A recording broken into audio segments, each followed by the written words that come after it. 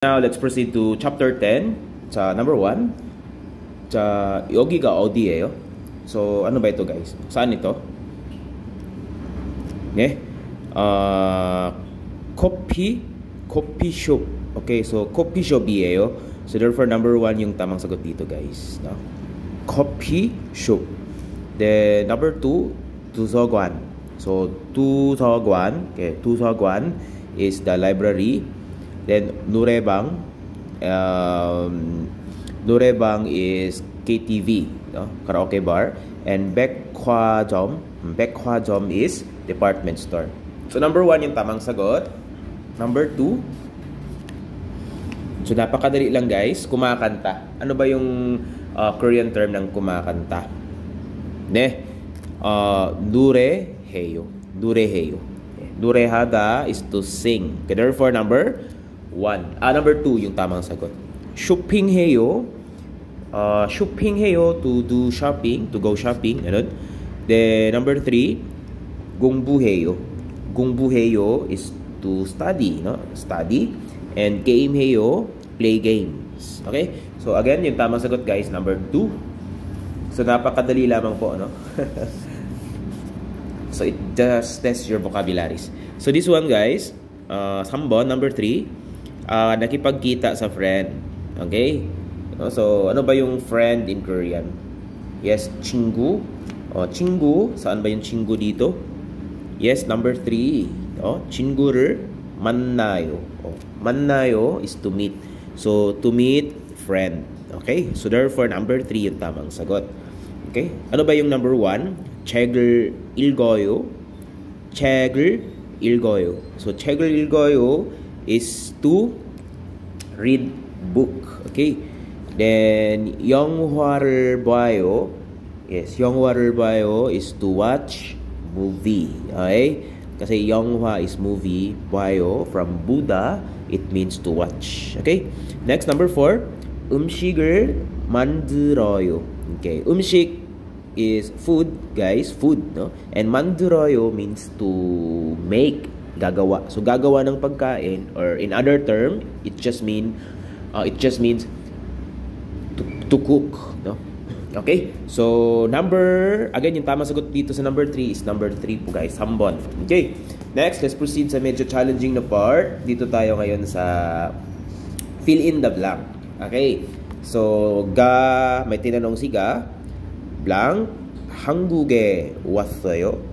So 한국 is Korea, 한국에 in Korea daw 왔어요.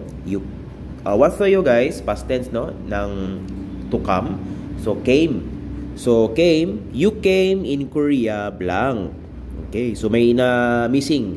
May nawawala dito sa una. Ano kaya yung pwedeng ilagay natin guys? So we can get the hint kung ano yung magiging tamang sagot based sa sagot ni Na. Okay, may sinagot si Na guys. So 작년. Okay. So 작년 or 작년 yung pagkabasa niya, 작년 is last year, no? So last year 7월에 왔어요. Okay? 7월에. Okay, 7월 is the July. So last year July 왔어요. Again, came. So dumating daw siya July last year. So it talks about time, no? Yung time mismo, guys. So it is asking about time, related sa time. So when you ask the time, ano ba yung interrogative for that? Okay, so di ba when, kailan? Okay? So yung word na nawawala dito is kailan. So sa Korea, ano ba yung kailan or when in English? Yes, 누가, who, no, anyo. 누가 is for people, no? Tatanong ka kung sino. So hindi tao yung sagot dito, guys. So again, related sa time. 어디 is where, saan. Anyo, hindi din. Hindi lugar yung sinagot niya eh. Next, 무슨. Okay. So 무슨 is what. Okay? So what siya guys, na what noun, no? May sumusunod na noun. So for example, 무슨 가방. So meaning what bag. Or sa Tagalog guys, it just means anong, no? Anong. Okay? So anyo. Number 4, 언제. 언제 means when, kailan. So therefore, number 4 yung tamang sagot dito, guys, no? So, 언제 한국에 왔어요? So, dumating sa Korea kailan? So, when you came in Korea. Okay?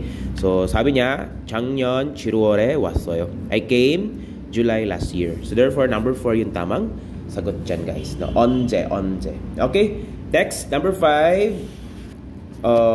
어제 뭐 했어요? So, 어제, yesterday, what 했어요? Did. So, what you did yesterday. So, ano yung ginawa mo kahapon? Yun po yung tanong ni Ga. So, sabi nina, 극장에서, 극장, guys, is the theater. 에서, no? Sa theater daw, 영화를 blank. So, 영화. So, 영화, guys, is movie, di ba? So basically, ano yung ginagawa mo sa movie? Pinapanood, titingnan. So ano yung panonoorin? To watch in Korean. That is Buddha.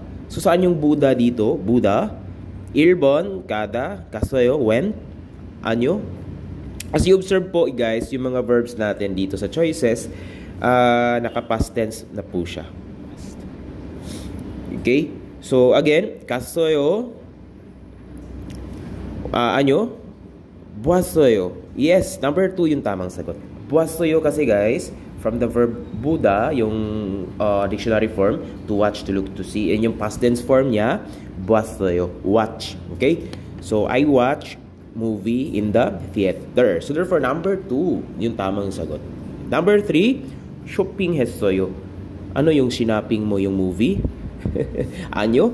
Then, 산책했어요. 산책하다 is to take a walk, no? So, maglakad-lakad. So, anyo? Hindi, no? So, number 2 yung tamang sagot dito, guys.